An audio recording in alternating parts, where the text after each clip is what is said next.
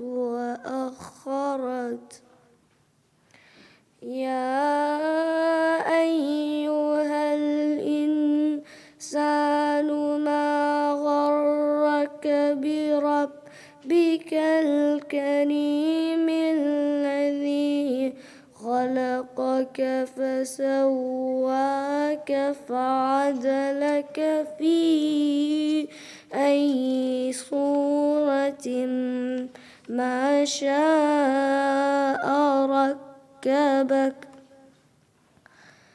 كلا بل تكذبون بالدين وإن عليكم لحافظين كراما كاتبين يعلمون ما تفعلون إن الأبرار لفي نعيم وإن الفجار لفي جحيم يصلونها يوم الدين وما هم عنها بغائبين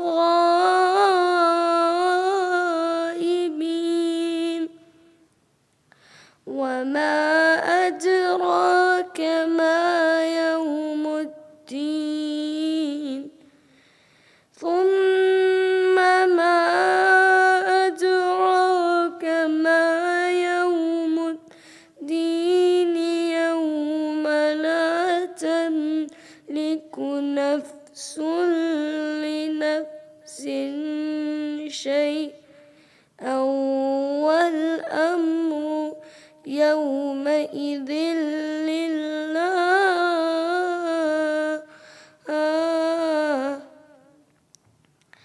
صدق الله العلي العظيم.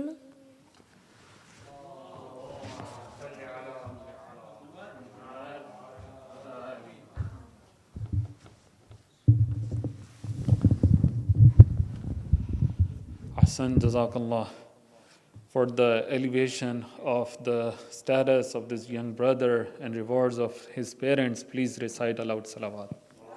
Allahumma salli ala Muhammad wa ali Muhammad wa ajjal farajahum. We will inshallah continue with the recitation of Hadith Qissa, and I request our brother Muhammad Nasir for Hadith Qissa. Sallu ala Muhammad wa ali Muhammad. Baradigar salawat. Allahumma salli ala Muhammad wa ali Muhammad.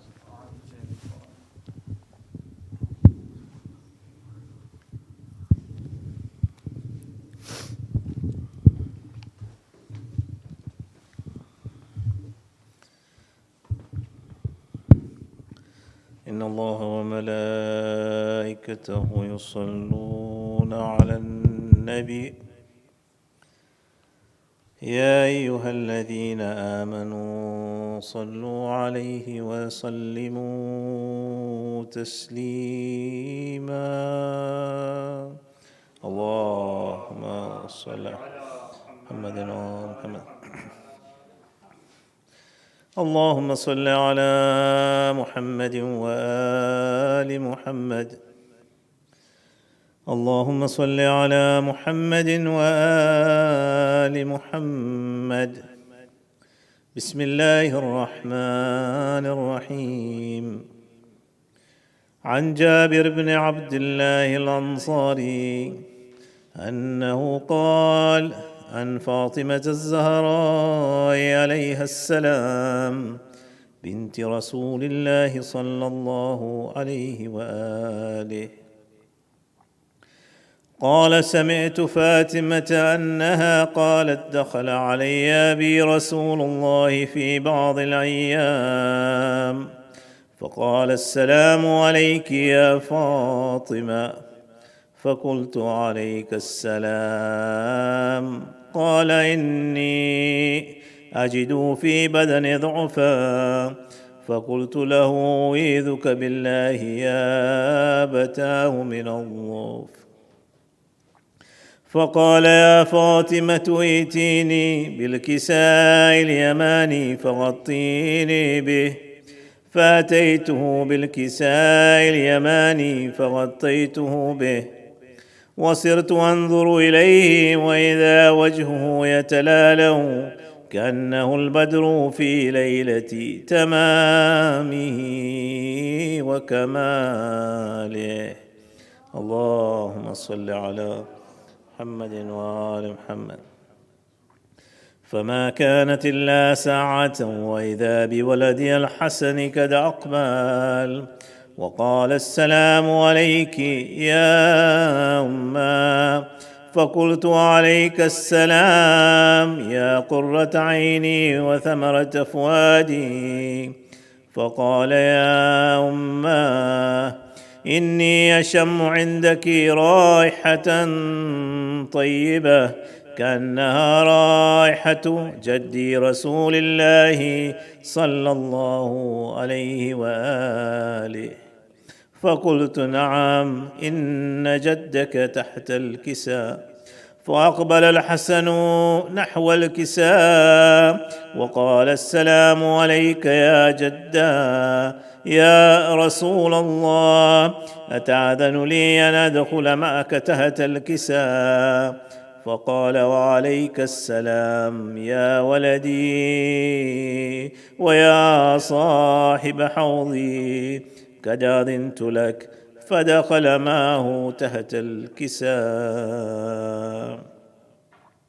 فما كانت إلا ساعة وإذا بولد الحسين قد أقبل وقال: السلام عليك يا أمه. فقلت: وعليك السلام يا ولدي ويا قرة عيني وثمرة فؤادي. فقال لي: يا أمه إني أشم عندك رائحة طيبة كأنها رائحة جدي رسول الله صلى الله عليه وآله. فقلت: نعم، إن جدك وأخاك تحت الكساء. فدنا الحسين نحو الكساء وقال: السلام عليك يا جدا، السلام عليك يا من اختاره الله، أتأذن لي أن أكون معكما تحت الكساء؟ فقال: وعليك السلام يا ولدي ويا شافع أمتي، قد أذنت لك. فدخل معهما تحت الكساء. فأقبل عند ذلك أبو الحسن علي بن أبي طالب وقال: السلام عليك يا بنت رسول الله. فقلت: وعليك السلام يا أبا الحسن ويا أمير المؤمنين. فقال: يا فاطمة إني أشم عندك رائحة طيبة كأنها رائحة أخي وابن عمي رسول الله صلى الله عليه وآله. فقلت: نعم، ها هو مع ولديك تحت الكساء. فأقبل علي نحو الكساء وقال: السلام عليك يا رسول الله، أتأذن لي أن أكون معكم تحت الكساء؟ قال له: وعليك السلام يا أخي ويا وصي وخليفتي وصاحب لوائي، قد أذنت لك. فدخل علي تحت الكساء. ثم أتيت نحو الكساء وقلت: السلام عليك يا أبتاه يا رسول الله، أتأذن لي أن أكون معكم تحت الكساء؟ قال: وعليك السلام يا بنتي ويا بضعتي، قد أذنت لك. فدخلت تحت الكساء. فلما اكتملنا جميعا تحت الكساء أخذ عبي رسول الله بترف الكساء وأومأ بيده اليمنى إلى السماء وقال: اللهم إن هؤلاء أهل بيتي وخاصتي وحامتي، لحمهم لحمي ودمهم دمي، يؤلمني ما يؤلمهم ويحزنني ما يحزنهم. أنا حرب لمن حاربهم وسلم لمن سالمهم وعدو لمن عاداهم ومحب لمن أحبهم. إنهم مني وأنا منهم، فاجعل صلواتك وبركاتك ورحمتك وغفرانك ورضوانك علي وعليهم، وأذهب عنهم الرجس وطهرهم تطهيرا. اللهم صل على محمد وآل محمد. فقال الله عز وجل: يا ملائكتي ويا سكان سماواتي، إني ما خلقت سماء مبنية ولا أرضا مدحية ولا قمرا منيرا ولا شمسا مضيئا ولا فلكا يدور ولا بحرا يجري ولا فلكا يسري إلا في محبة هؤلاء الخمسة الذين هم تحت الكساء. فقال الأمين جبرائيل: يا ربي ومن تحت الكساء؟ فقال عز وجل: هم أهل بيت النبوة ومعدن الرسالة، هم فاطمة وأبوها وبعلها وبنوها.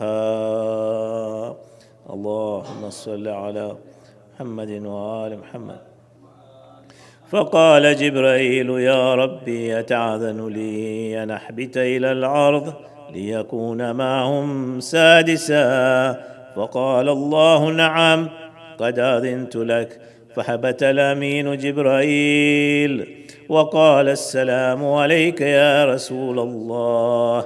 العلي الأعلى يقرئك السلام ويخصك بالتهية والإكرام ويقول لك: وعزتي وجلالي إني ما خلقت سماء مبنيا ولا أرضا مدحيا ولا قمرا منيرا ولا شمسا مضيئا ولا فلكا يدور ولا بحرا يجري ولا فلكا يسري إلا لأجلكم ومحبتكم، وقد أذن لي أن أدخل معكم، فهل تعذن لي يا رسول الله؟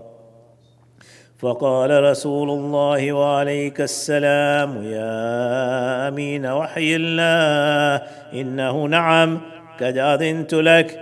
فدخل جبرائيل معنا تحت الكساء فقال لي أبي: إن الله قد أوحى إليكم يقول: إنما يريد الله ليذهب عنكم الرجس أهل البيت ويطهركم تطهيرا. اللهم صل على محمد وآل محمد. فقال علي لأبي: يا رسول الله، أخبرني ما لجلوسنا هذا تحت الكساء من الفضل عند الله. فقال النبي: والذي بعثني بالحق نبيا واصطفاني بالرسالة نجيا، ما ذكر خبرنا هذا في محفل من محافل أهل الأرض وفيه جمع من شيعتنا ومحبينا إلا ونزلت عليهم الرحمة وحفت بهم الملائكة واستغفرت لهم إلى أن يتفرقوا. فقال علي: إذا والله فزنا وفاز شيعتنا ورب الكعبة. فقال النبي ثانية: يا علي، والذي بعثني بالحق نبيا واصطفاني بالرسالة نجيا، ما ذكر خبرنا هذا في محفل من محافل أهل الأرض، وفيه جمع من شيعتنا ومحبينا، وفيهم محموم إلا وفرج الله همّا، ولا مغموم إلا وكشف الله غمّا، ولا طالب حاجة إلا وقضى الله حاجة. فقال علي: إذن والله فزنا وسعدنا، وكذلك شيعتنا فازوا وسعدوا في الدنيا والآخرة ورب الكعبة. اللهم صل على محمد وآل محمد بروح المؤمنين والمؤمنات. رحم الله من قرأ سورة مباركة الفاتحة.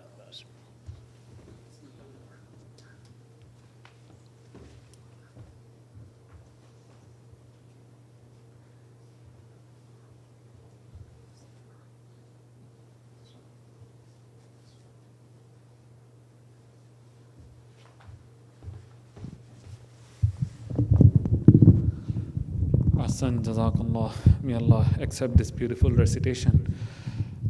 Now I request our young brother Syed to come and recite a manqabat. Sallu ala Muhammad wa ali Muhammad.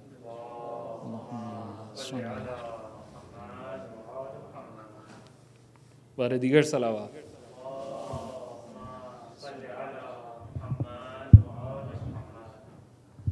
برائے صحت و سلامتی امام زمان علیہ السلام صلوات.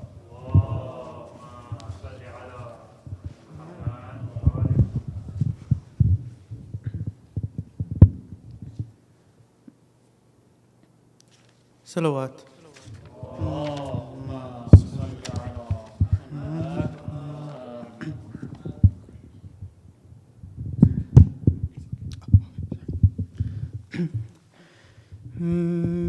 میرے لب پر تو رہتا ہے صبح و مساء، یا علی یا علی یا علی یا علی.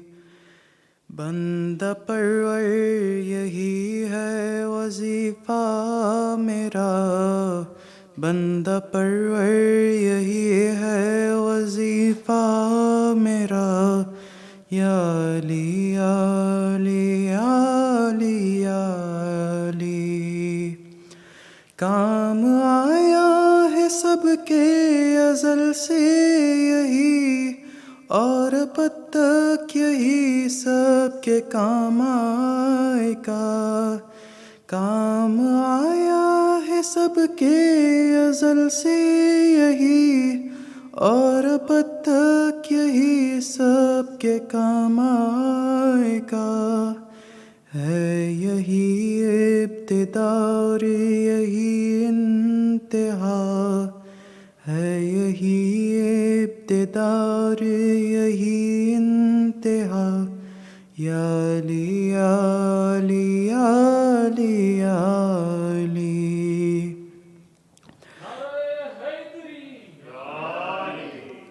آپ مانے نہ مانے حقیقت ہے یہ، خود اصل پیشوائی کو آ جائے گا. آپ مانے نہ مانے حقیقت ہے یہ، خود اصل پیشوائی کو آ جائے گا. دیکھیے کہ کس بار عبادت دعا، دیکھیے کہ کس بار عبادت دعا، یا علی یا علی یا علی یا علی. میری بالی پہ جب آیا مولا میرا، ناز کی مشکلیں کتنی آسان ہوئی. میری بالی پہ جب آیا مولا میرا، ناز کی مشکلیں کتنی آسان ہوئی، سر کو رکھ کر قدم پر یہ میں نے کہا، سر کو رکھ کر قدم پر جو میں نے کہا، یا علی یا علی یا علی یا علی۔ ہے زمانہ مخالف تو ہوتا ہے کیا، مجھ کو مطلق زمانے کی پرواہ نہیں، ہے زمانہ مخالف تو ہوتا ہے کیا، مجھ کو مطلق زمانے کی پرواہ نہیں، سانس جب تک ہے باقی کہے جاؤں گا، سانس جب تک ہے باقی کہے جاؤں گا، یا علی یا علی یا علی یا علی۔ باب جنت پہ جس وقت دیکھا مجھے، راستہ دے دیا ہٹ کے رضوان نے، باب جنت پہ جس وقت دیکھا مجھے، راستہ دے دیا ہٹ کے رضوان نے، آپ کی مدح کا یہ ملا ہے صلہ، آپ کی مدح کا یہ ملا ہے صلہ، یا علی یا علی یا علی یا علی یا علی۔ میری حالت پہ بھی رحم فرمائیے، مجھ کو بھی اپنے روضے پہ بلوائیے، میری حالت پہ بھی رحم فرمائیے، مجھ کو بھی اپنے روضے پہ بلوائیے، میرے مشکل کشا میرے حاجت روا، میرے مشکل کشا میرے حاجت روا، یا علی یا علی یا علی یا علی۔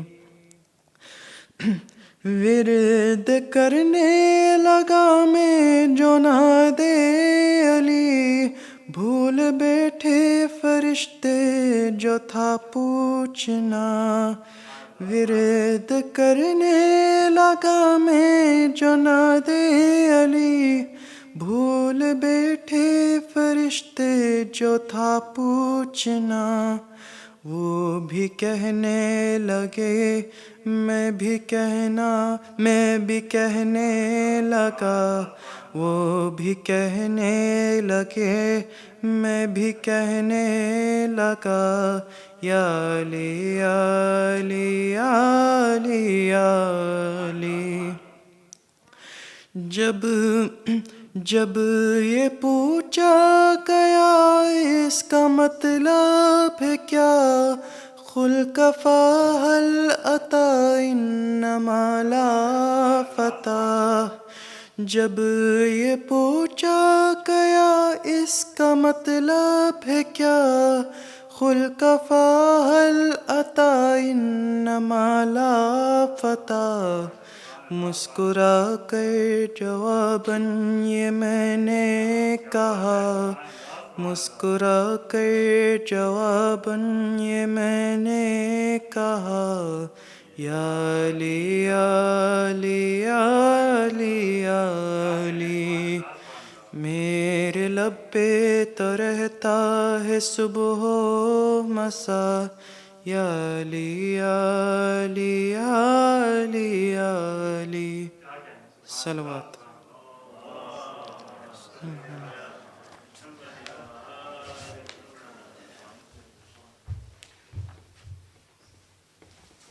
Hassan, Jazakallah. MashaAllah, it was a very beautiful recitation. And now we have another manqabad, Alhamdulillah. I request our brother Muhammad Raza Nasir for another manqabat. Sallu ala Muhammad wa ali Muhammad.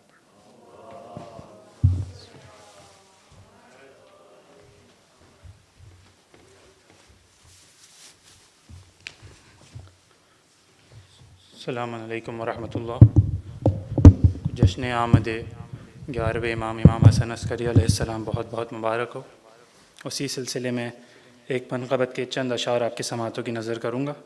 ایک صلوات بھیج دیں محمد و آل محمد۔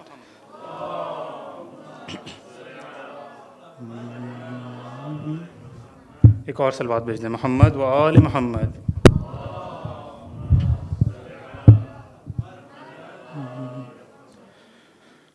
جو لازم ہے مجھ پر وہی کر رہا ہوں،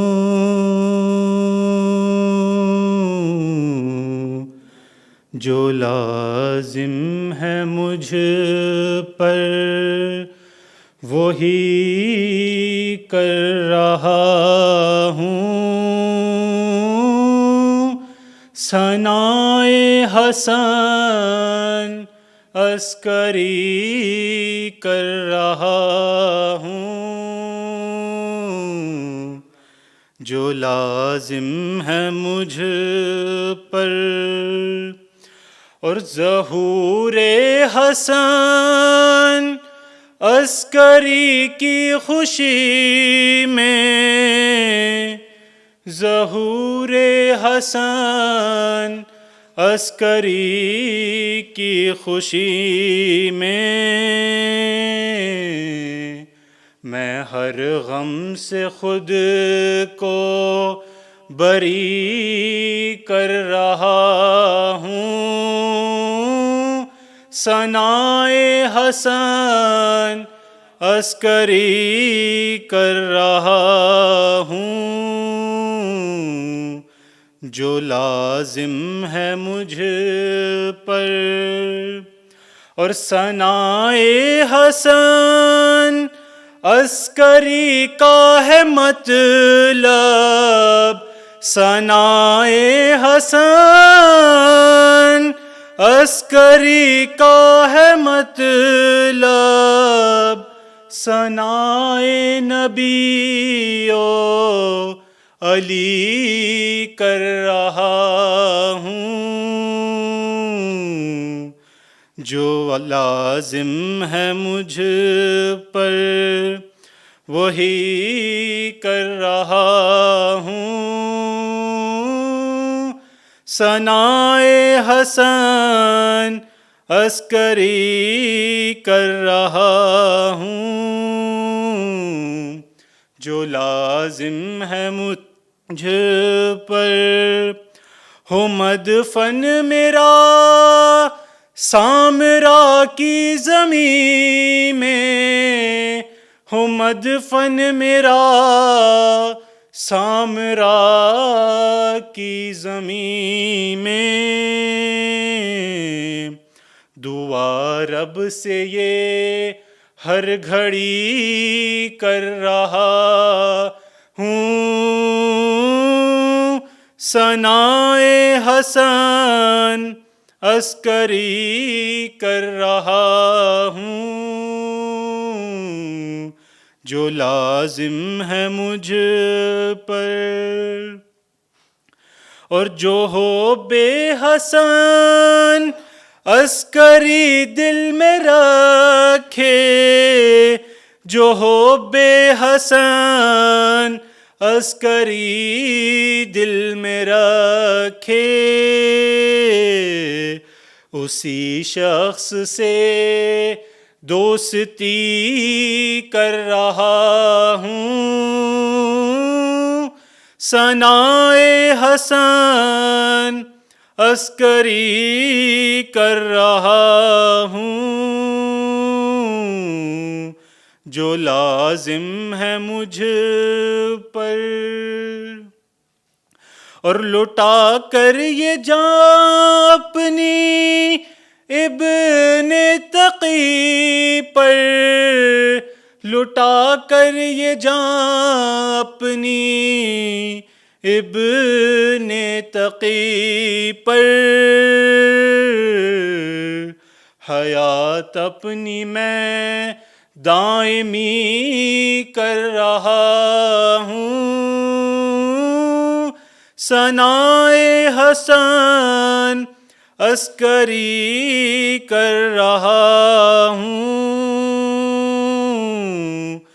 جو لازم ہے مجھ پر اور بنا کر یہ گلدستہ شعروں کا ناصر، بنا کر یہ گلدستہ شعروں کا ناصر،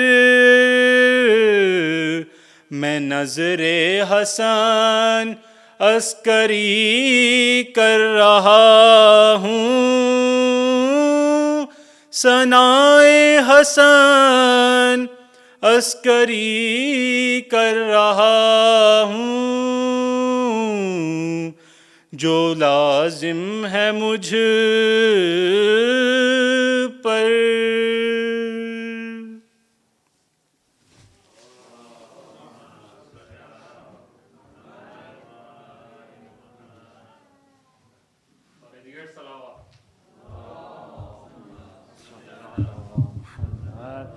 آل محمد وعجل فرجهم. Ahsan, Jazakallah.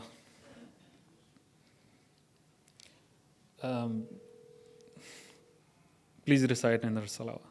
Allahumma salli ala Muhammad wa ali Muhammad wa'ajjal farajahum wal'an wa ahlika a'da'ahum ajma'in. Brothers and sisters, this is a beautiful night. With the barakah of this night, we ask Allah subhanahu wa ta'ala to give shifa to the mu'mineen of this community around the world, all our brothers in different countries. For the shifa of mu'mineen, let's recite together 5 times Amma Yujibu, and with the wasila of Imam Hassan Askari alayhi salam, we ask for shifa. A'udhu billahi minash shaytanir rajim. Bismillahir rahmanir rahim.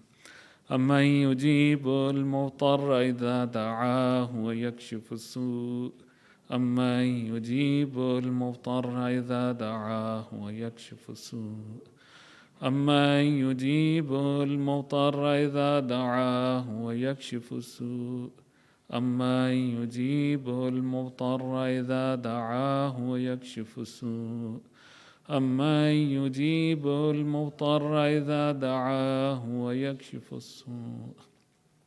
اللهم صل على محمد وآل محمد وعجل فرجهم والعن وأهلك أعداءهم أجمعين.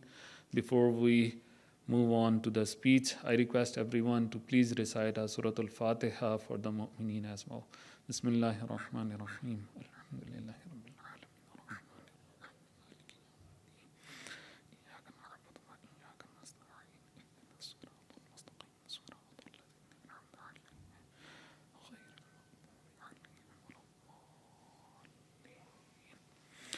I am very thankful to our Molana Hassan Mujtaba that he has traveled here in this weather for the elevation of his sawab, his rewards, increase in his ilm and hilm. Please recite aloud salawat. Allahumma salli ala Muhammad wa ali Muhammad wa ajjal farajahum. And with that, I request him to please come on the minbar. And I ask everyone to please also stand up and move a little bit forward so that there is a space for people who come later. Sallu ala Muhammad wa ali Muhammad.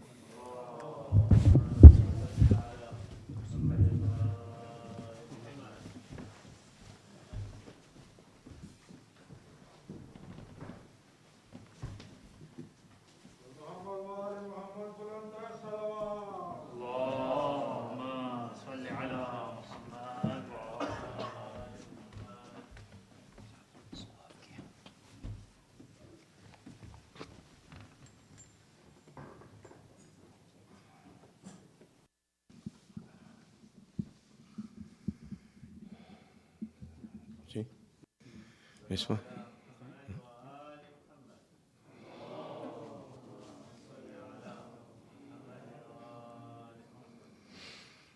أعوذ بالله من الشيطان الرجيم بسم الله الرحمن الرحيم الحمد لله رب العالمين وبه نستعين والصلاة والسلام على أشرف الأنبياء والمرسلين حبيب قلوبنا وطبيب نفوسنا رحمة للعالمين أبي القاسم محمد اللهم صل على محمد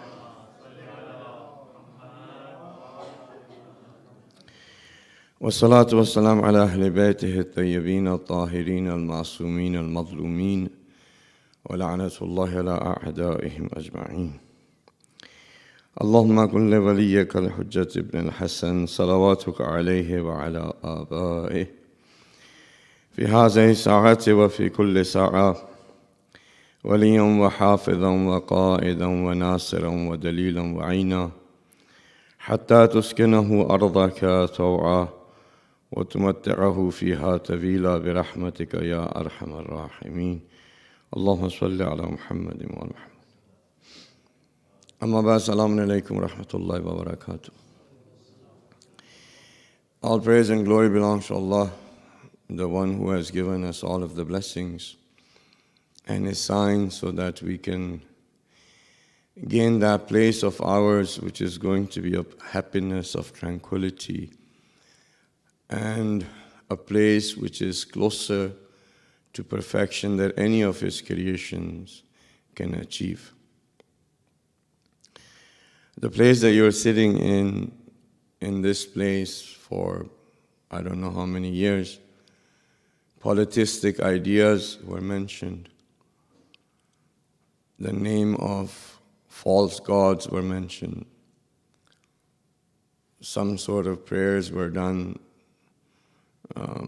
that were, I'm sure, was part of singing and so forth. So this space needs to be cleansed. And the cleansing of this space, you need to understand that you need to do. It's not going to happen automatically. You need to cleanse this space. The hadith qissa that you recited would cleanse it. The programs that you're having will cleanse it.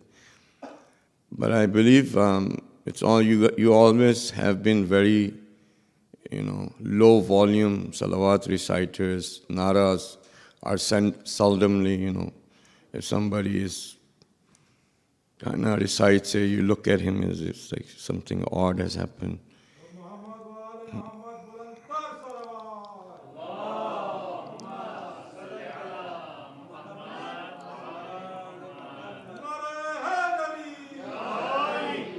Right? So you see, the air would change. We need to cleanse it. So the louder your salawats are going to be, the louder your naras are going to be, and coming in with this conscious awareness that you need to cleanse this space. Okay? Otherwise, the burden of that, which has been the energy of it, is going to get you in your hearts, on your shoulders. You're going to feel heavy. You're going to feel weak. And since this is a place where, alhamdulillah, the parking lot and everything, the aesthetic seems to be nice. Once we have a nice place, and more reasons for us to fight over it. If it's a shack, if it's nothing, Islam, when it got power, then people started fighting. When it didn't have any power, nobody fought with each other. So this was just a little bit of housekeeping. Imam Hasan al-Askari alayhi salam,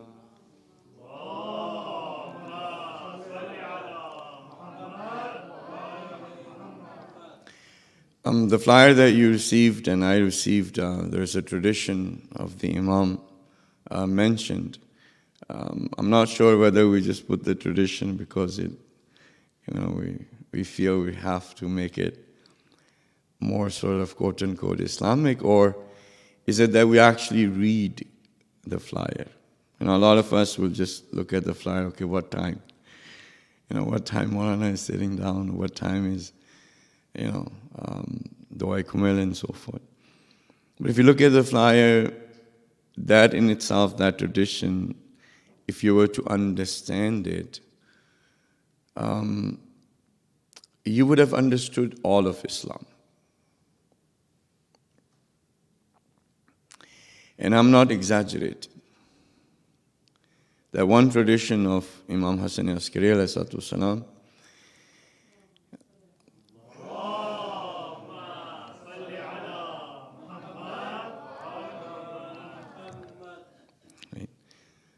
if we understand it, we would have understood all of Islam.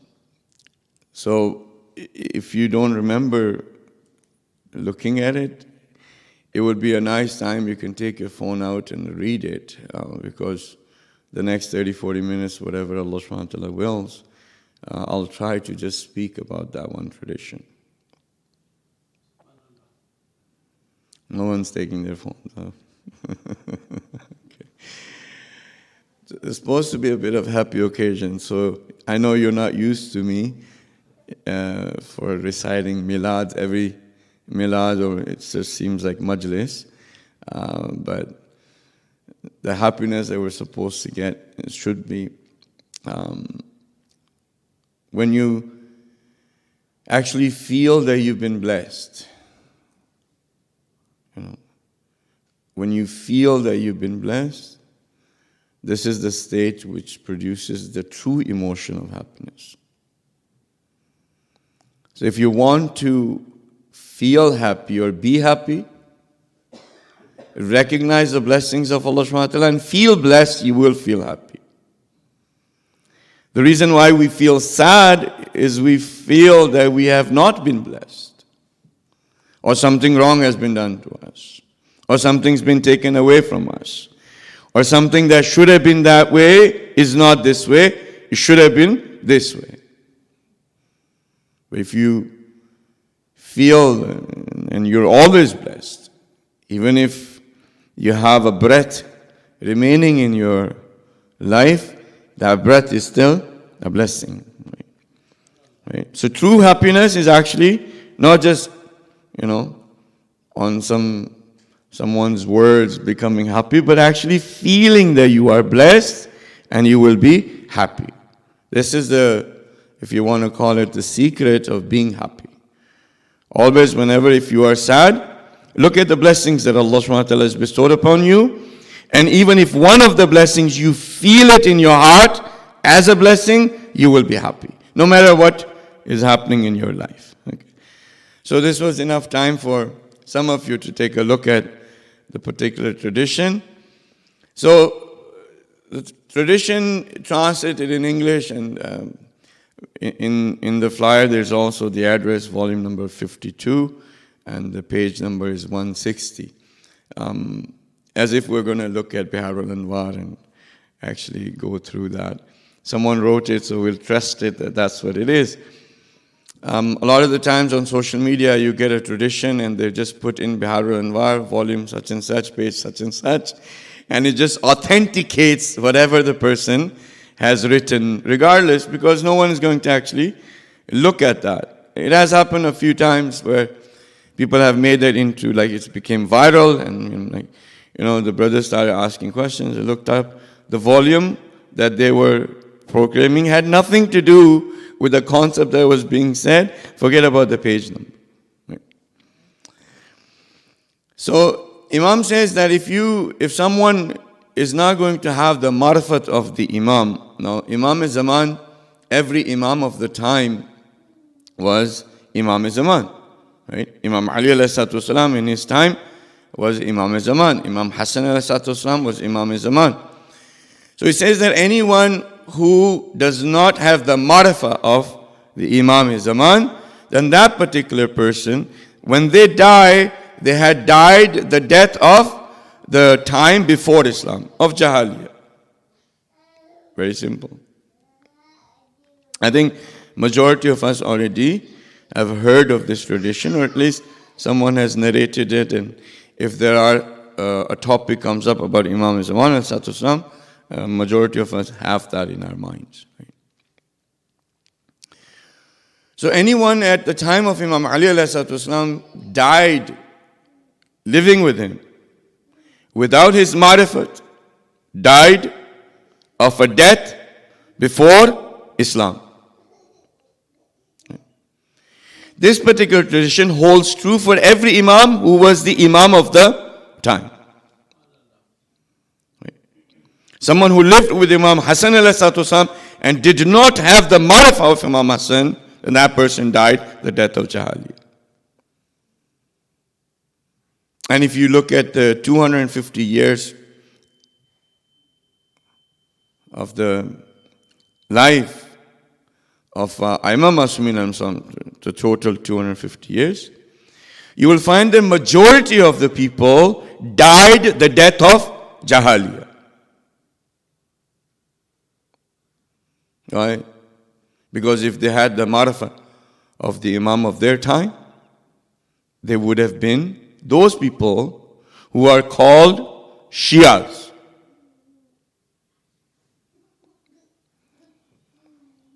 Not like us.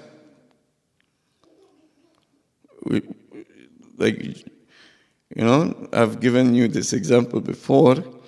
If someone is born in a family where the father is a doctor and the mother is a doctor, and they're born and, they print out a card and they have on their card, doctor.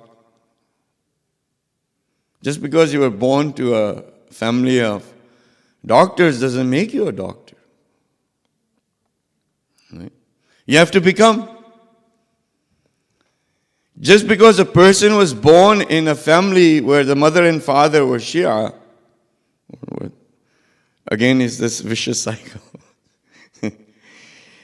It doesn't make a person Shia until they become, because Shia is a place or a status.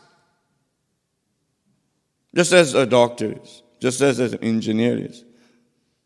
It's a status. It is a place where you have to get to. Once you get to it, you're called a Shia. The certificate of a Shia has to be given of your Imam, your own Imam. The degree of being a doctor has to be given by the university or institution that you've gone to. Unless maybe you're back home and you can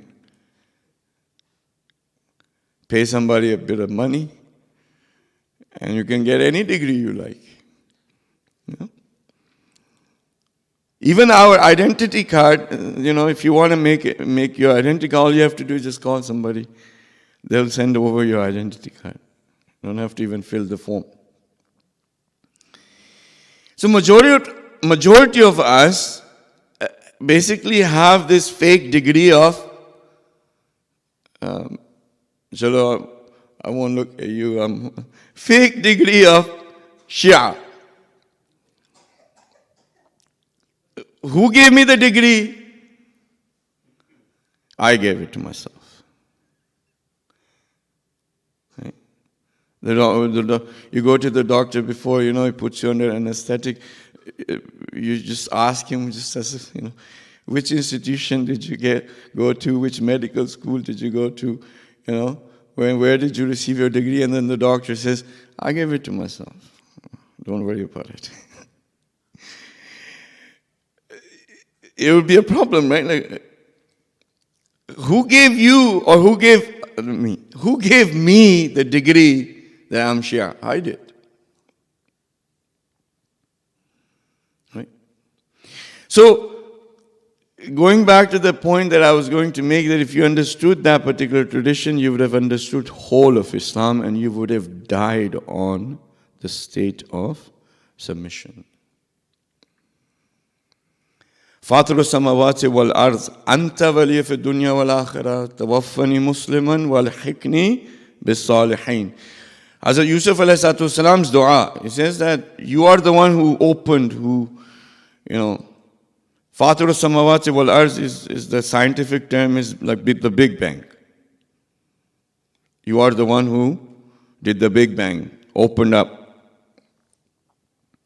Anta waliya fi dunya wal-akhirah. You are my wali in this world and the hereafter. Meaning, I'm completely, utterly dependent on you. I'm not independent. I'm utterly dependent on you in this world and the hereafter. Tawaffani Musliman. When I die, let me die as a Muslim. I don't want to die in any other state but the state of Islam. وَالْحِقْنِي بِالصَّالِحِينَ, and connect me to the ones who are salih, who are pure, who are pak, who are cleansed. Right? So as Yusuf is saying that there is a possibility that I die and I'm not in a state of Islam.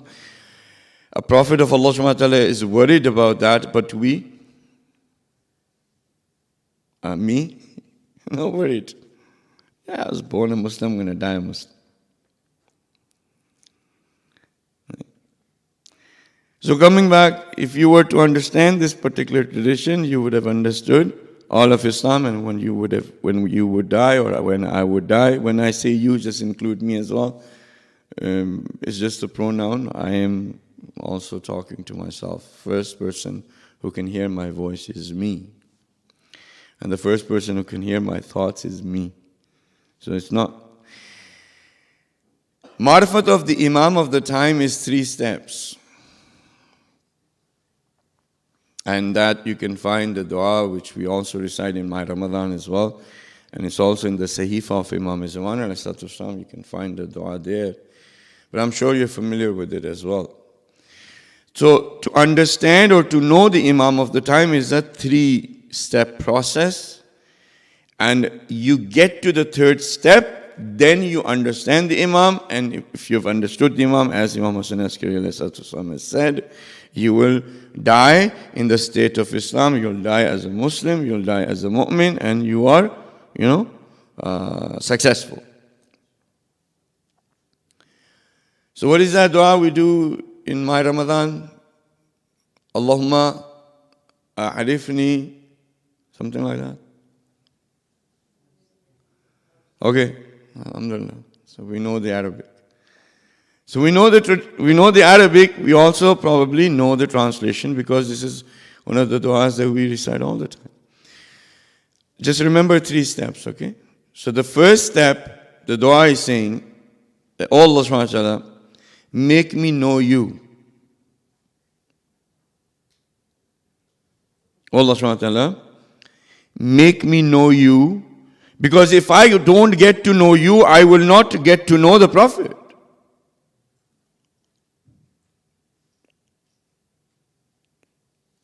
What was the first step? Marifat of Allah subhanahu wa ta'ala. The first step is marifat of Allah subhanahu wa ta'ala. Second, if you receive that, what will happen? You'll have the marifat of Rasulullah sallallahu alaihi wasallam. With me? And if you were to receive the marifat of Rasulullah sallallahu alaihi wasallam, then you will receive the marifat of Imam of the time. Now you tell me, if marifat of Allah subhanahu wa ta'ala and the marifat of the Prophet and the marifat of the Imam of the time is not all of Islam, then what is? What is then?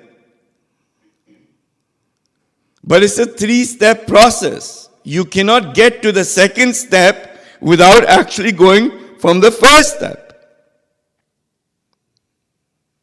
Therefore, if you understand that, then you understand that whoever does not go through these 3 steps will die the death of Jahaliya. Or the dua says, Dalaltu an dini. I will go astray from my religion. Now you see why majority of the people at the time of Imam Ali died the death of Jahiliyyah. And the ones who supported Imam Ali the ones who were given the degree of Shia by the Holy Prophet,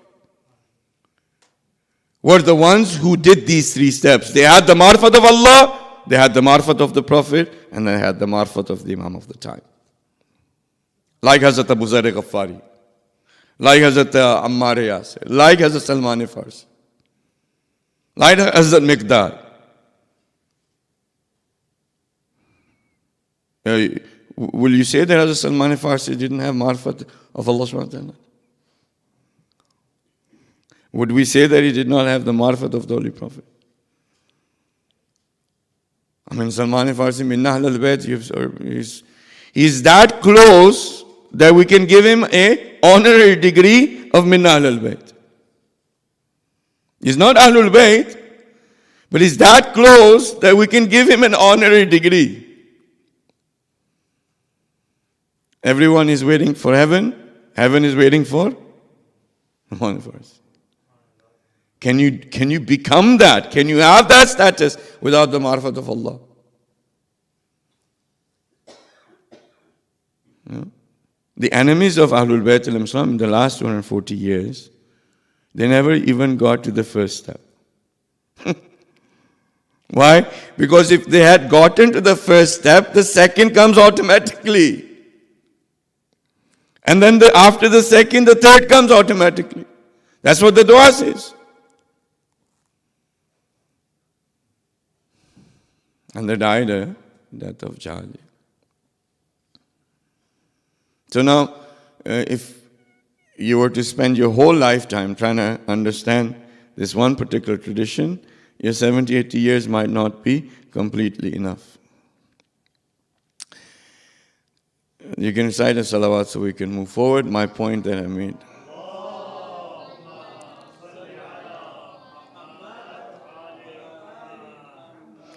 So marifat of Allah subhanahu wa ta'ala, as soon as I say the word, the thought that comes to your mind is very difficult. Marifat of Allah. We are worldly people. We've got our 9 to 5. We've got our bills to pay. Hum to billon mein ghusse mein.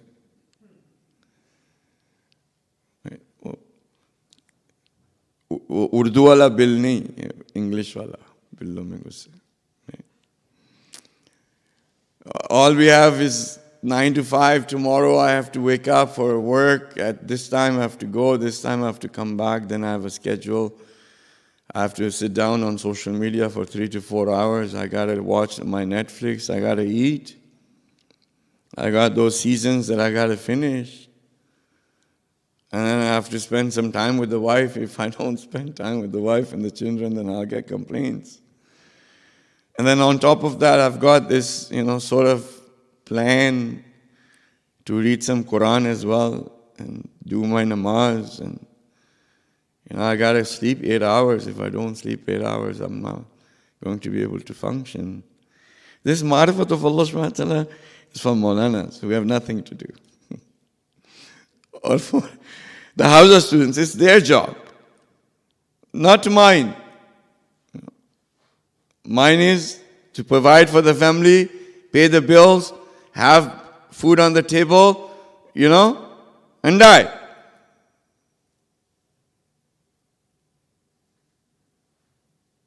What is the dua saying? If you don't get marifat of Allah subhanahu wa ta'ala, 3-step process. First step, second, third, automatic. If it's not there, died a death of Jahiliyyah. So whose responsibility is marifat of Allah subhanahu wa ta'ala? Molanas? Hausa students? The speaker? Whose responsibility? Every single one of us. Every single one of us, their full-time job is marifat of Allah subhanahu wa ta'ala. If somebody was to ask you, what's your full-time job? You shouldn't say, I'm an engineer. Your full-time job is to have marifat of Allah subhanahu wa ta'ala. This is your full-time job. There's no vacation in that job, In your full-time job, quote unquote, you get 2 weeks off, 3 weeks off, 4 weeks off, 6 sick days. In the full-time job of marifat of Allah subhanahu wa ta'ala, if you take even a moment of vacation, you're done. It's like if you were to climb CN Tower, right? I mean, people have done it. If somebody has done it, you can do it. If you were to climb CN Tower And as you're climbing, you say, okay, I'm going to take a vacation for a couple of weeks now.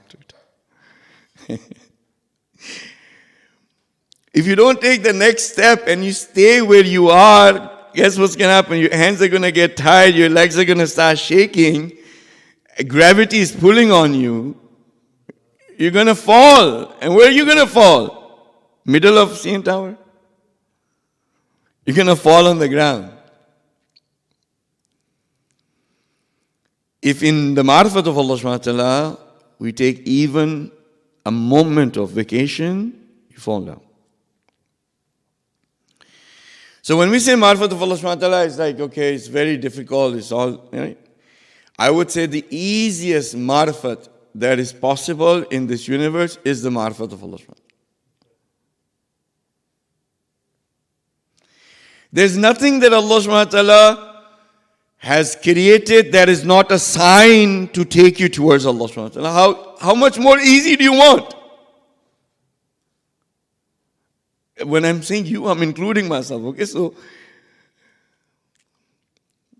one of these places, it was you, some of you were present, now you're gone to Allah subhanahu wa ta'ala. I was speaking, and then in the end, I started receiving calls. They called everybody munafiq. I was trying to explain nifaq, and then everybody thought I was calling them, not calling anybody anything. Okay? Every single thing that Allah subhanahu wa ta'ala has created is a sign that takes you towards Him. How much more easier can it be? If you're going from A to B on the road, if after every single meter, a meter we don't really, do we use meters? Yeah, okay. So if after this is just as an example, if after every meter there was a sign towards your destination, could you get lost?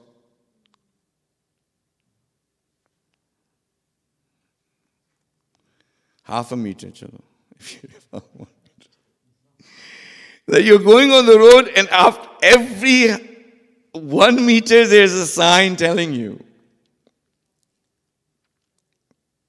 You don't have to look at no GPS anymore. You don't have to have the GPS. Right? Every half a meter, 1 meter, there's a sign telling you about your destination. Would you get lost?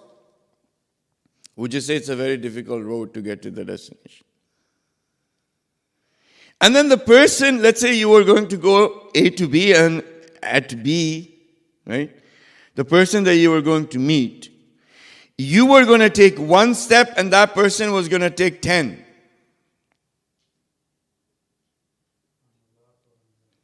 Were you with me? We'll carry on the example if you were not with me. Let's say you were to come and visit me, and I'm not sure why you think that I'm so far away that you have to thank me every time when I come here. He came from so far. It's not far. It's 45 minutes, 1 hour. It's not far. And there is no treacherous weather outside. Everything's okay. So alhamdulillah, every time I come, it's from so far. Thank you very much. There's no need for you to say that. Alhamdulillah, I'm very close. To come and to gain the blessings of Allah subhanahu wa ta'ala in the remembrance of Ahlul Bayt alayhimus salam, there is no distance that is far.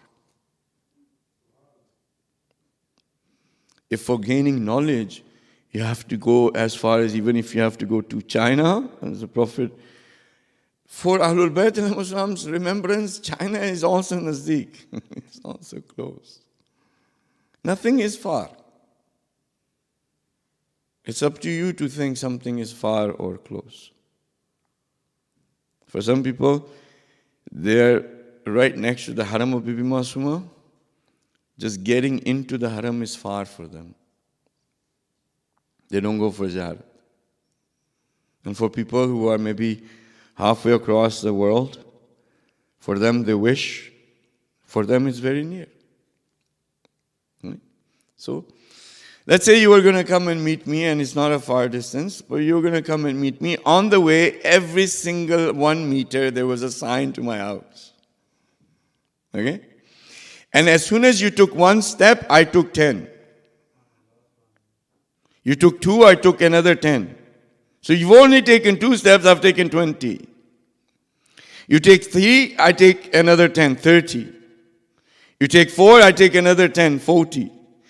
Before you would get to me, I will get to you. Yes or no? Yes or no? You take 1 step towards Allah subhanahu wa ta'ala, He takes 10.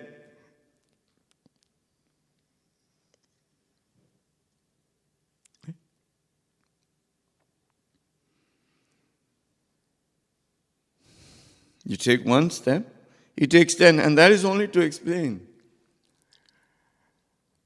Someone who loves you more than 60 times your mother.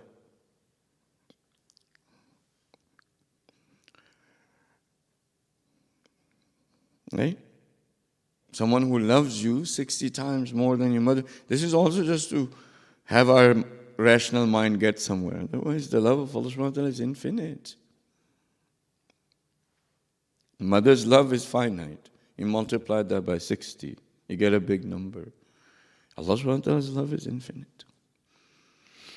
So the easiest marifat of anything in this universe is the marifat of Allah subhanahu wa ta'ala. With me? Okay. Now the height of this marifat. Oh, before I tell you, it's more easier than that. So everything that Allah subhanahu wa ta'ala has created is a sign. And it's not just outside, but inside. Yourself. Man arafa nafsahu, faqad arafa Rabba. Right?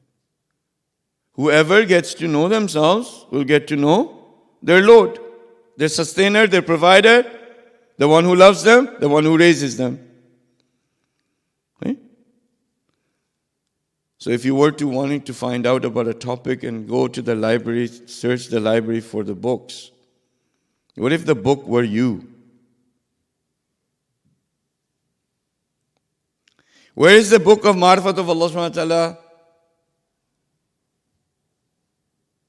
Where do you have to go? You are the book. You have to read it. If you read your own self, if you get to know your own self, if you understand your own self, you would have the Marifat of your Lord. How library closes, the book is on the shelf. You as a book, you're available all the time. The only problem is we don't like to read this book. We like to read other books. Well, then I'll be happy to read your book. Who you are, your faults, your good deeds, your bad deeds, your character, your flaws, your amount of money you make. All this. I'll be happy to read that. But I don't like to read my own book. You are the book. And there's a tradition of Imam Ali alayhi salam. We'll connect it to that, and maybe inshallah if Allah subhanahu wa ta'ala will go further. I would give this hadith the title of you. Imam Ali alayhi salam is talking about you, talking about a person, talking about a human being. He says that, now this might take a long time too, but inshallah, maybe. He says that the disease is from you, but you do not perceive it. See? Imam says that the disease is from you, but you do not perceive it. If he said the disease is within you, but you do not perceive it, it's not a very big thing. Like, yeah, I understand the disease is within me. He says the disease is from you, but you do not perceive. The cure is within you, but you do not sense.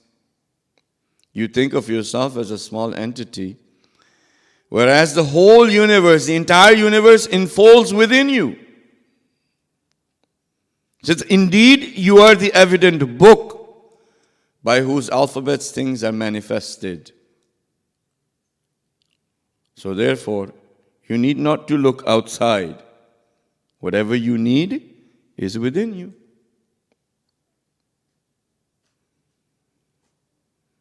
The person goes and of course this tradition needs a lot of explanation, but maybe just in examples, I guess.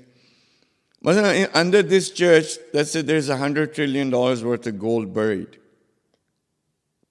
Of course, it's not a church anymore, right? It's called Hassania now. So under this place, there's 100 trillion gold buried. And the person, we all sitting here, is like, let's go find a treasure. Let's go to, for example, Amazon and try to find the Inca civilization, and we can find the El Dorado, the city of gold. If somebody comes along and tells you, Baba, you don't have to go anywhere. You know the treasure you seek is right here. Start digging. The cure of all of your illnesses. Right? Everything, Imam says, everything that you need is within you. All of the treasure that you're ever going to need in this universe is within you. Start digging. Find it. We say, no, we're not going to do that. The soul of Allah subhanahu wa ta'ala is within you. The fitrat of Allah subhanahu wa ta'ala is within you. The fitri love of Ahlul Bayt al-Muslim is within you. What more treasure do you need? Right? So anyways, the tradition, just the first part maybe. So if a person has, say, BP, and I'm not like putting any disease that, let's say, I have, Imam saying is from you. Right? So a person would say, well, what did I do to get BP? It was not in my control, I got BP. Did you have the ability to manage stress in your life?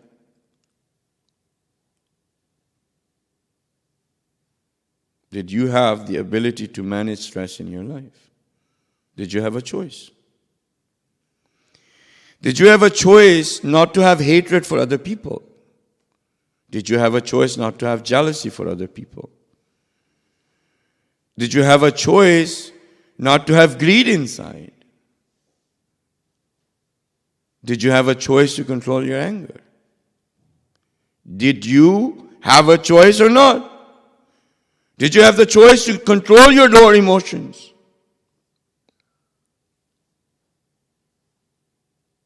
Man, what's the answer?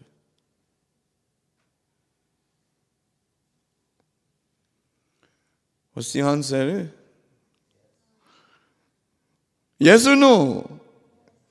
Do I have control whether I get angry or not? Do I have control whether I get jealous or not? Do I have control whether I get greedy or content? Do I have control to have love for you or to have hate for you? What do I have control or not? No. Do I have control if somebody, takes everything away from me, to whether to be sad or not to be sad? Do I have control whether not to get too excited where I, lose control over my words and my tongue if I get something good? Do I have control over all of this or no? Yes. 90% of the diseases out there are of stress related.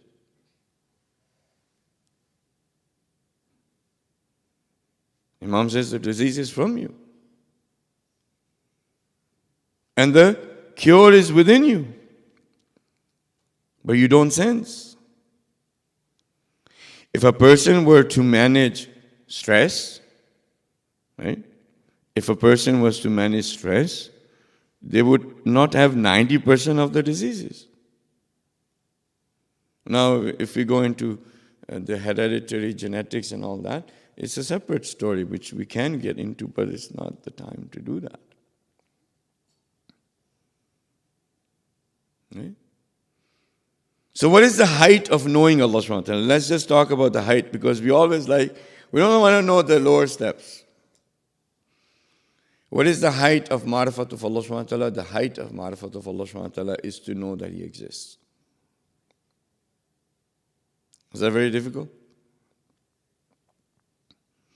Is there anybody here who would deny that He does not exist?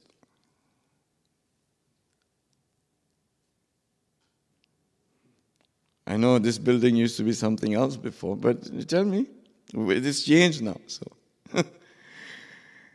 can anybody tell me that He does not exist? Okay? If you have this knowledge that He exists, this knowledge in itself would give you the height of Iman and spirituality and everything else that is. If I know He exists, can I lie?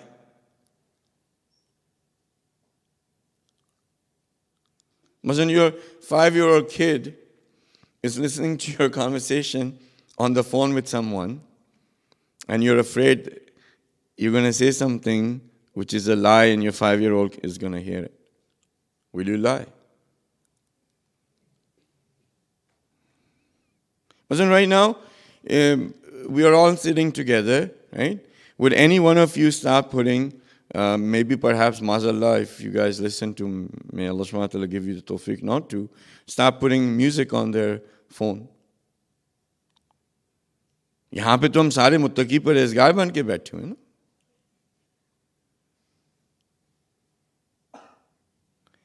Why? Because you're in a place of worship. Other people are looking at you. You don't want to show who you are. But when you're alone in the room, browsing through the channels, putting what to put on. Now even Netflix has told you, if you can't figure out what to put on, just put in, press this thing, play something. We'll play it for you. When you're in your own house and you have the opportunity now to show who you are to your family. Here we don't show each other who we are. We hide. Kaba, topi, look very righteous, pious. At home, just this knowledge that He is enough for a person to achieve the highest levels. He's seeing you. He's hearing you. He knows your thoughts. He knows your problems. He loves you 60 times than your mother. He's your provider. He's your sustainer. He's your nourisher. He's your protector. I mean, now you tell me, where is the stress? Where's the opportunity to commit a crime?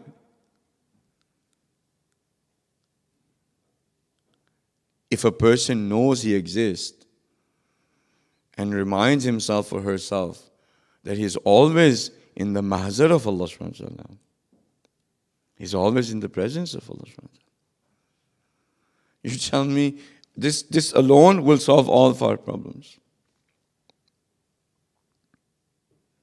So now I'll ask you again. Does He exist?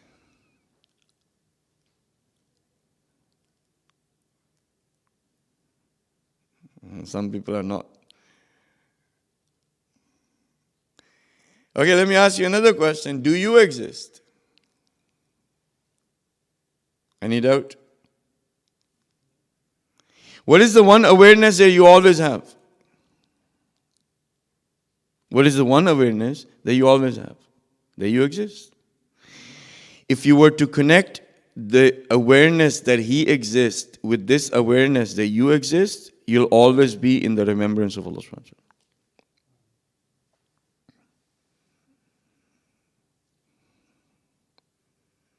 How to do it?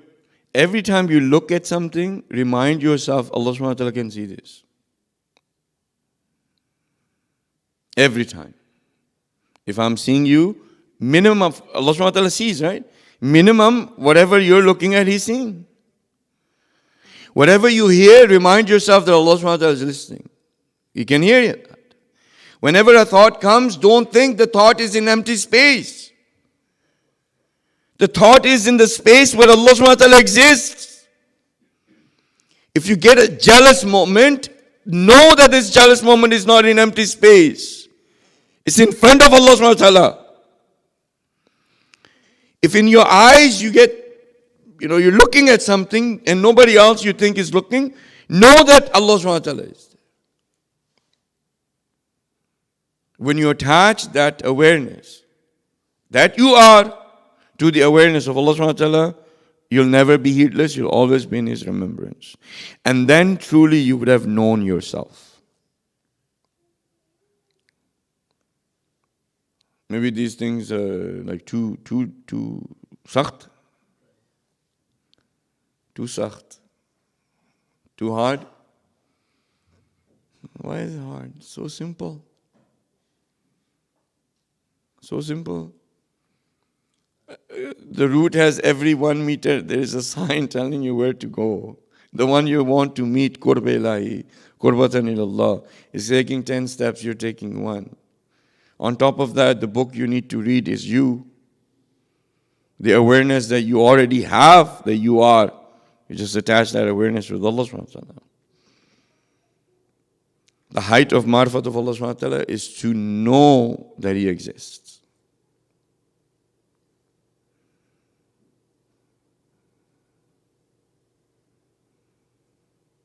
Would the people who did what they did to Imam Masum, were they?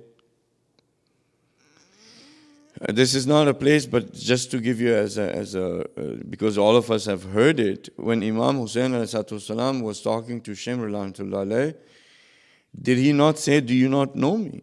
He said, I know you. Did he not ask those questions? Yeah. What was the reply? He said, I know and I don't want intercession on the day of judgment. Why? Because I've been promised such and such. We don't want to have the marifat of Allah subhanahu wa ta'ala because we choose not to. We choose not to. We will choose to know other things in our lives rather than Allah subhanahu wa ta'ala. We choose not to. Why? Because the other promise of glitter and glamour of this world seems to be more attractive. Now, just to conclude it, this responsibility is to every single one of you, mine as well. This is our full-time job. Regardless whether you are going to work, whatever field that you are in, this is your full-time job. All you have to do is just keep reminding yourself. When you're seeing a patient, remind yourself, this patient that I'm seeing is a creation of Allah subhanahu wa ta'ala. I am being a representative to cure this patient. I myself don't have the ability to cure. I'm dependent on His mercy. If He will bless me, I will cure. You go see if you're in customer service, when you see the person come over, it's a creation of Allah subhanahu wa ta'ala. I'm going to give that person something which is going to be in that person's favor. I'm going to deal with that person as if I'm dealing with someone that is representing Allah subhanahu wa ta'ala. I will not cheat, because if I cheat this person, I'm cheating Allah subhanahu wa ta'ala. I will not be rude, because if I'm rude to Allah subhanahu wa ta'ala. I will try my very best to get the best thing for that person. Why? Because it's someone that Allah subhanahu wa ta'ala sent for me to gain that sustenance, which is worship for me.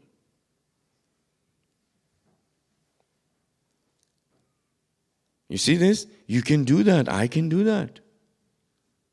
Right now, when you, just from the 6th Imam, a person comes, begs, he puts his hand out, Imam gives him food, or whatever it was. When he places on his hand, afterwards he touches his hand, his own hand kisses it. And the people around, he said, Imam, this was a faqir. He had come.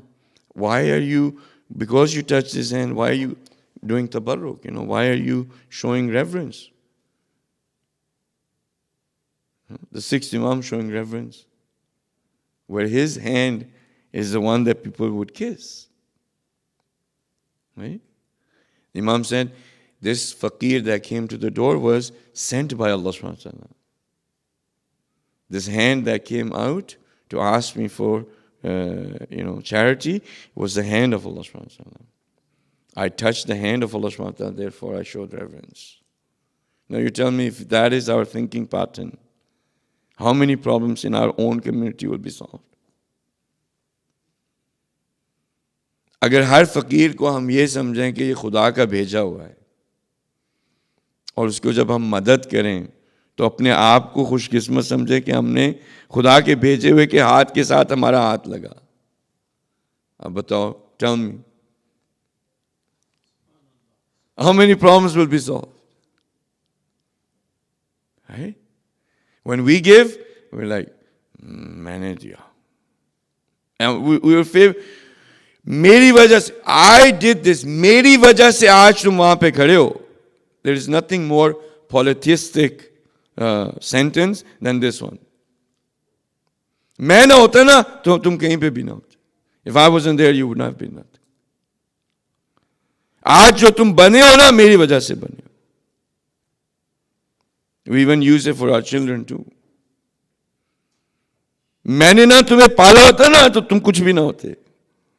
जो हमारे माएं जब emotional blackmail करती, मेरी वजह से हो तुम जो आज हो, और we are all means. My mother was means. She was not the one who raised me. Allah subhanahu wa ta'ala did. If I do not help you, that doesn't mean that no help is going to come your way. Something else will come. I'm not independent. Neither are you. Right?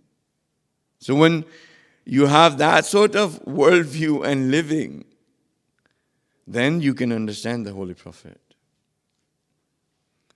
For him, every thought was it was not in empty space. It was in the presence of Allah. The Holy Prophet saw himself in the presence of Allah subhanahu wa ta'ala all the time.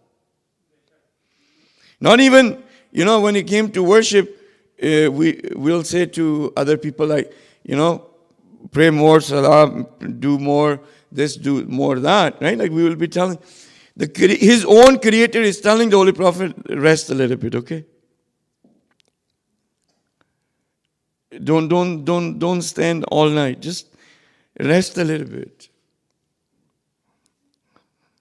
Where do you have to be? That your own creator, the one you are worshipping, tells you to rest a little bit.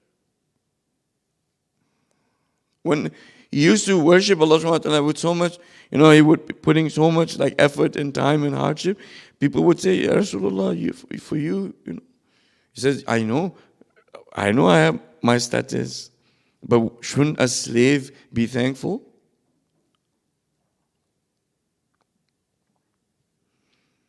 His awareness of himself was the awareness of Allah subhanahu wa ta'ala. Everyone he dealt with was interaction with Allah subhanahu wa ta'ala.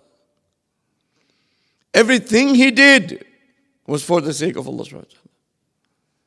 Not for a moment of blinking of an eye was the Holy Prophet satisfied that he should be left on his own. Allahumma la takilni ila nafsi tarfata aynin abada. Oh Allah subhanahu wa ta'ala, do not leave me even for the blinking of an eye on my own.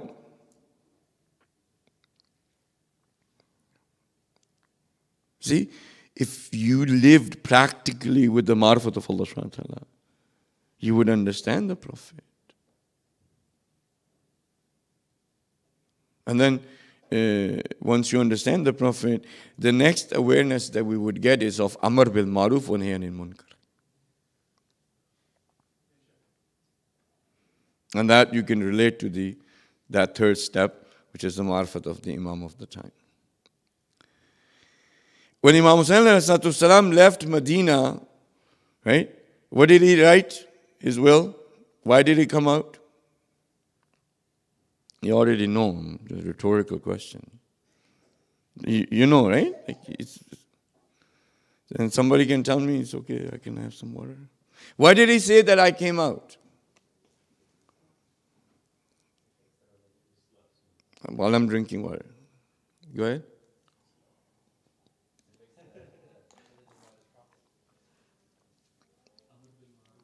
Amr bil Maruf, Nahy anil Munkar, Islah of Ummat, and Sirat of his father and his grandfather. Right? 4 things. You get marifat of these 4 things, you will get to that 3rd step. But you cannot get to the 3rd step. You cannot have marifat of these 4 things without going through the 1st and 2nd. Because whose amr are you going to do? The maruf, which is of Allah subhanahu wa ta'ala. What is maruf? Something that's close to Allah subhanahu wa ta'ala. Mustn't you two are close to each other physically. But if you were also in character, in likes and dislikes, in worldview, in everything, like your character, you would be maruf to each other. That's why everything that is good, we call it maruf. Why? Because it's close to Allah subhanahu wa ta'ala. And we call munkar something that's away from Allah subhanahu wa ta'ala. Love is maruf. Why? Because it's wadud. Compassion is maruf. Why? Because he is compassionate. Right? Why is salah maruf? Because it's miraj. Right?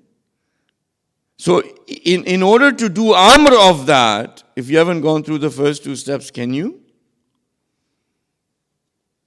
But then I tell you, okay, stand up for the,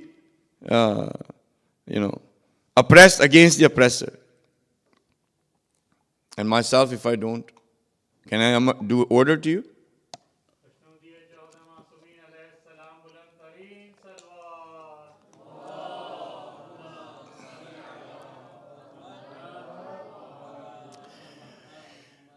I think 1 hour is past, I can see from your faces. So, Amr bil Maruf wa Nahy anil Munkar would be that state. And in order to do that, you would have to go through the 2 stages. Okay? Every Imam, the responsibility that they felt was the responsibility that Imam Hassan wrote in his wasiyat before he left for Kufa. So he wrote this in Medina. If you were to ask Imam Sajjad, why are you doing what you're doing? He would tell you the same thing. He would tell you, Amr bil Maruf wa Nahy anil Munkar, Islah of Ummat, and Sirat. I want to walk on the path, live the way the Prophet did, like my father did. You ask Imam Jafar Sadiq, you ask Imam Bakr, you ask Imam Raza, you ask Imam Musa Kazim, you ask Imam Hassan, Hasan al-Askari, every single one of them is going to tell you Amr bil Maruf, Nahy anil Munkar, Islah Ummat, and Siratu, and to walk and to live the way the Prophet and my father did.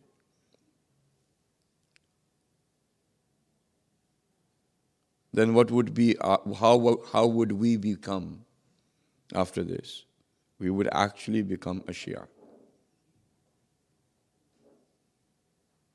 And then we would not die a death of ignorance. If it is not the case, if still polytheism runs in our blood, in our worldview, in our actions, in our sight, in our hearing, in our life, if we're still submitting to our lowly desires, if we still don't feel that we are in the presence of Allah subhanahu wa ta'ala, if all of those things are still there, we cannot get to this point. And I guess this is just to conclude, so, because maybe you were expecting what you were expecting from me, I didn't give you. But if you look around, we live in the days of darkness. Muslim Ummah, the 2 billion plus or whatever, our actions show as if no prophet came. Our actions show as if there is no Allah. Our actions show that there was no Imams. Our actions show as if there is no Quran. It shows. You don't have to go look for the 2 billion. Just look around us. Do we show, are there any signs that the Prophet ever came? Does it reflect in our character? Does it reflect in our dealings? Are we on the principles of the Quran? We come and celebrate the birthdays of Imam Masumeen. But is there anything that, we can say that they would be proud or they would be happy? يَكُونُ لَنَا زَيْنَ وَلَا تَكُونُ لَنَا شَيْنَ. It just seems as if there was nothing. And majority of us are dying this way.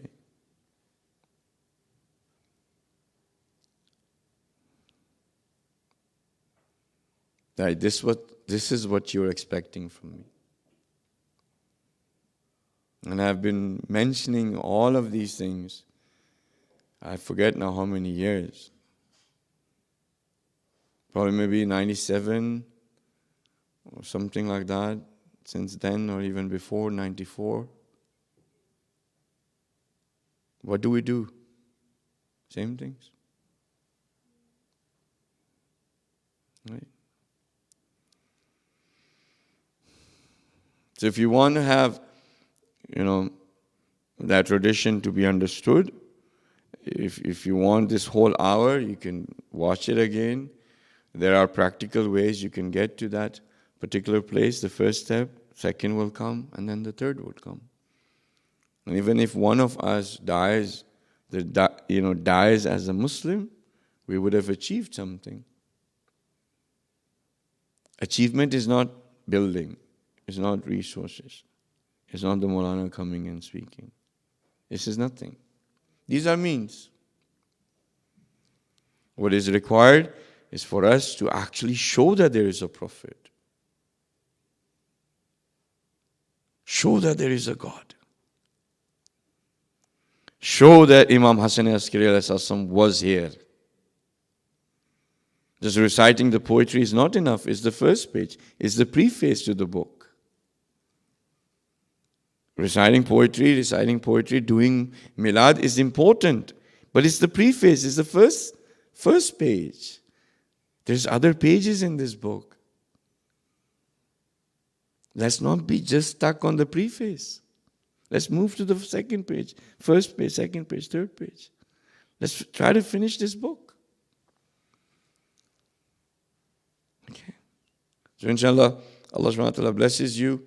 Since this was my first time in this particular place, Allah subhanahu wa ta'ala give you the opportunity to cleanse this space, to make this space as a place where the angels are going to come, where the special attention of the Imam of the time, and of course his father, inshallah, was that his special attention was upon us. And if it was, we ask for the sake of Imam Hasan al-Askari to have this dua of Hazrat Yusuf to be accepted for every one of you. The Fatir as-samawati wal arz, anta waliya fi dunya wal akhirah. Tawaffani musliman wa alhiqni bis salihin. Allahumma salli ala Muhammadin wa ala Muhammad.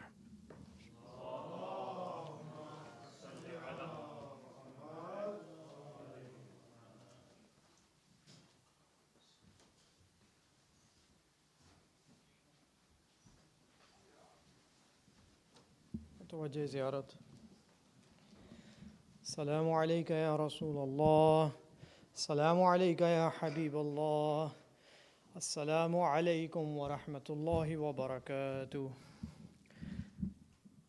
السلام عليك يا أمير المؤمنين علي بن أبي طالب. السلام عليك يا وصي رسول الله. السلام عليكم يا أهل بيت النبوة ومعدن الرسالة. السلام عليك يا حسن بن علي أيها المجتبى. السلام عليك يا حسين بن علي شهيد كربلاء. السلام عليك يا علي بن الحسين زين العابدين. السلام عليك يا علي بن الحسين زين العابدين. السلام عليك يا محمد بن علي أيها الباقر. السلام عليك يا جعفر بن محمد أيها الصادق. السلام عليك يا موسى بن جعفر أيها الكاظم. السلام عليك يا علي بن موسى أيها الرضا. السلام عليك يا محمد بن علي أيها التقي. السلام عليك يا علي بن محمد أيها النقي. السلام عليك يا حسن بن علي أيها العسكري. السلام عليك يا قائم المنتظر المهدي. عجل الله تعالى فرجك وسهل الله تعالى مخرجك وظهورك ورحمة الله وبركاته. بسم الله الرحمن الرحيم. اللهم كل وليك الحجة ابن الحسن صلواتك عليه وعلى آبائه في هذه الساعة وفي كل ساعة وليا وحافظا وقائدا وناصرا ودليلا وعينا حتى تسكنه أرضك طوعا وتمتعه فيها طويلا.